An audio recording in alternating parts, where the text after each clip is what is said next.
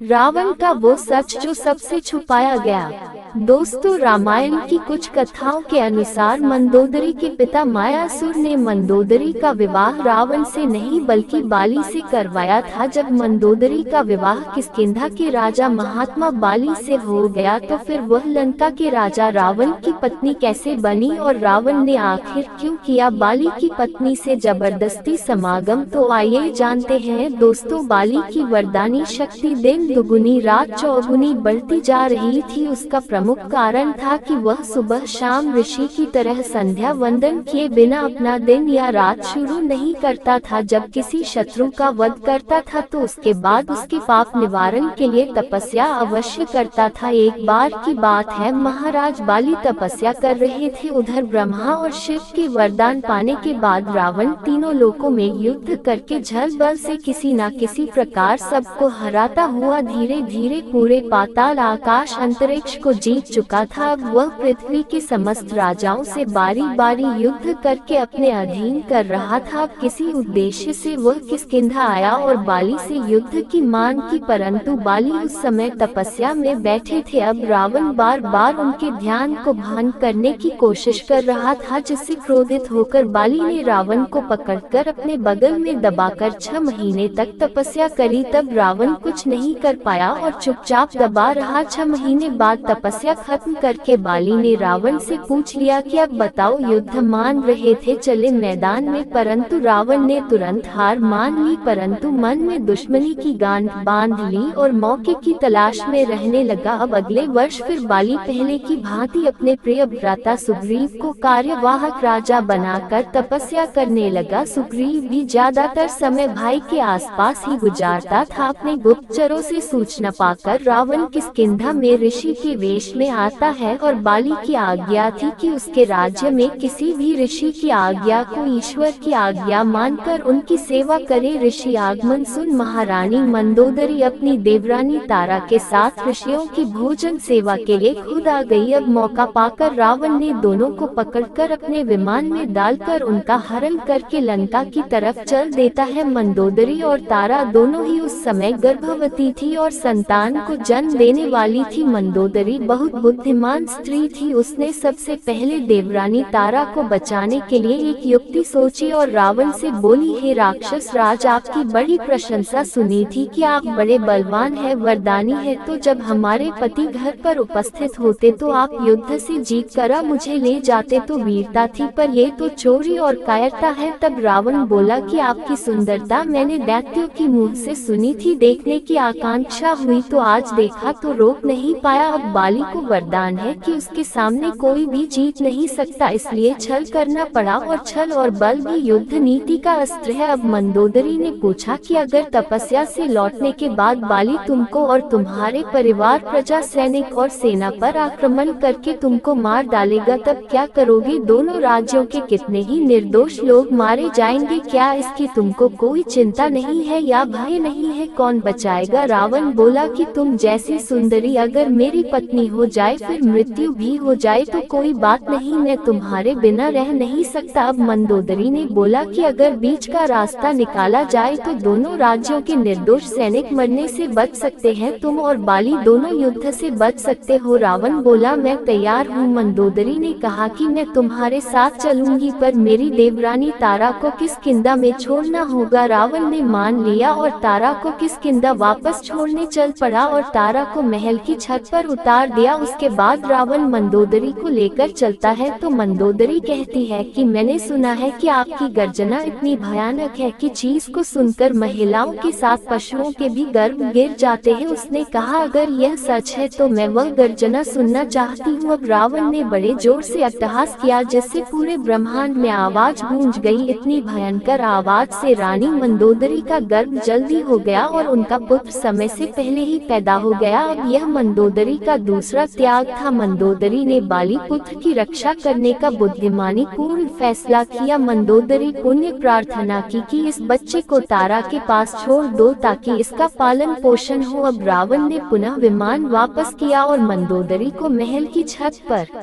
उतार कर बच्चे को तारा को सौंपने की छूट दी। अब मंदोदरी अपना बालक तारा को देकर बोली कि आज मैं अपना अंग, अपना बेटा आपको दान कर रही हूँ। आज से तुम ही इसकी माता हो। अब पुत्र माता के शरीर का अंग होता है, इसीलिए इसका नाम अंगद है। अब मुझे अपने राज्य, तुमको और अपने पुत्र को बचाने के लिए रावण के साथ जाना होगा। और वह रावण के साथ लंका चली गई। अब रावण ने मंदोदरी से गंधर्व विवाह करके उसको लंका की महारानी बना दिया और परिणाम स्वरूप मंदोदरी रावण से गर्भवती हो गई। अब पूरे 1 साल की तपस्या का व्रत लिए महाराज बाली की तपस्या खत्म हो गई और सुग्रीव की सेवा भाव से वह अत्यंत खुश हुआ और भाई को गले लगाया और प्रसन्न होकर अपने राज्य को लौटा। परंतु तारा से सारी घटना सुनकर सुग्रीव को राज्य की रक्षा के लिए छोड़ा और खुद अत्यंत क्रोध में भरकर लंका पहुंचा और रावण को ललकार हुए लंका में विचरण करने लगा। अब राजा रावण डर से कांपता हुआ कभी इस महल से उस महल में छिपता हुआ घूम रहा था। अब उसको कोई उपाय नहीं सूझ रहा था। तब लंका में नरसंहार रोकने के लिए पुनः मंदोदरी ने परोपकार की भावना से रावण का साथ दिया और बाली के क्रोध से बचने का उपाय बताया। अब रावण ने दूत को भेजकर बाली को राजमहल में बुलाया और मंदोदरी के पीछे खड़ा होकर अत्यंत दीन भाव से बोला कि महाराज, मैं ब्राह्मण पुत्र हूँ, अपने वचन का पालन करूँगा। आपकी महारानी को आदर के साथ आपको सौंपूंगा। आप पहले हमारा अभिवादन स्वीकार करो, मेरे साथ भोजन करो, मेरी दोस्ती को स्वीकार करो। बाली रावण के दिन वचन सुनकर और मंदोदरी की प्रार्थना सुनकर बाली का क्रोध शांत हो गया और वह भोजन करने के लिए रावण के साथ उसकी रसोई में बैठ गया। अब जैसा कि सभी सनातनियों को पता है कि भोजन हम हमेशा पृथ्वी पर बैठकर लकड़ी के पटरे पर बैठा जाता है। पैर की उंगली पृथ्वी को स्पर्श करती है परंतु एड़ी पृथ्वी के ऊपर रहती है। अब दोनों हाथ दोनों पैरों के बीच में रखकर दाएं हाथ से भोजन को खाया जाता है और भोजन करते समय मौन रहा जाता है। यही भोजन का तरीका है। अब खाना परोसने वाली स्वयं रानी थी। उसने 2 थाल में स्वादिष्ट व्यंजन परोसे और रावण और बाली के सामने रख दिया। बाली भोजन के पूर्व ईश्वर को समर्पित मंत्र कहने में अपनी आंखें बंद करता है परंतु रावण अपनी थाली से एक निवाला खाकर फिर दूसरा निवाला तोड़कर उसमें ही रखकर अपनी थाली बाली की थाली से बदल देता है। अब मंदोदरी को पता था कि बाली कभी भी किसी का झूठा भोजन नहीं कर सकता, इसलिए उसने ही रावण से यह काम करवाया था। अब बाली ने ऐसा करते देखकर खड़े होकर अत्यंत क्रोध में गर्जना की, जिसको सुनकर लंका में मंदोदरी सहित 72,000 राक्षस के गर्भ एक साथ गिर गए और पुरी में चारों तरफ हाहाकार मच गया। अब रावण अपनी मृत्यु पक्की समझकर पुनः मंदोदरी के पीछे छुप गया। अब गर्भ स्राव के दर्द को समेटे हुए पुनः मंदोदरी हाथ जोड़कर बाली से बोलती है, हे महात्मा, हे वैष्णव बलवान, में महाराज बाली आपके सामने। ये रावण एक तुच्छ प्राणी है, ऋषि विश्व संगीत श्रवास्ती नहीं रही। जब आप इसके एक बार चखे हुए भोजन को नहीं खा सकते तो यह मेरे साथ समागम कर चुके हैं और यह रक्तस्राव जो आपकी गर्जना से हो रहा है, ये संतान इनकी ही पैदा होने वाली है, इसलिए मैं आपके योग्य नहीं रही। अब मंदोदरी की बात सुनकर बाली का क्रोध कम हुआ परंतु उसने कहा कि इसने अपनी गर्जना से हमारे पुत्र अंगद को समय से पूर्व जन्म करवाकर उसको शारीरिक रूप से कमजोर किया है, इसलिए आज लंका की कोई भी गर्भवती अपने बच्चे को रोक नहीं सकती, जिससे लंका की सारी स्त्रियों के गर्भ एक साथ गिर जाते हैं। इस तरह बाली ने मंदोदरी की सलाह पर एक बार पुनः रावण को माफ किया और जीवन दान दिया। बदले में रावण को कुछ भी हो जाए कभी किष्किंधा की तरफ ना देखने या कोई धोखा ना करने की सौगंध देकर संधि किया। अब मंदोदरी और रावण का पहला पुत्र रान जो 7वां मास में और ज्येष्ठा के मूल नक्षत्र में पैदा हुआ, अर्थात गर्भ के 7वें महीने में, जो अशुभ माना गया है। साथ ही ज्येष्ठा के मूल में पैदा होने से पिता की भी मृत्यु हो जाती है, इसीलिए आचार्यों ने जो उपाय बताया वही रावण ने किया और सभी 72 हज बालकों को नदी में एक साथ बहा दिया गया, जो बहकर नदी के बीच में खड़े एक वृक्ष तक पहुँचते हैं और उससे चिपक कर उसके दूध को पीते हुए बड़े होते हैं। तो मित्रों वीडियो को अंत तक देखने के लिए धन्यवाद।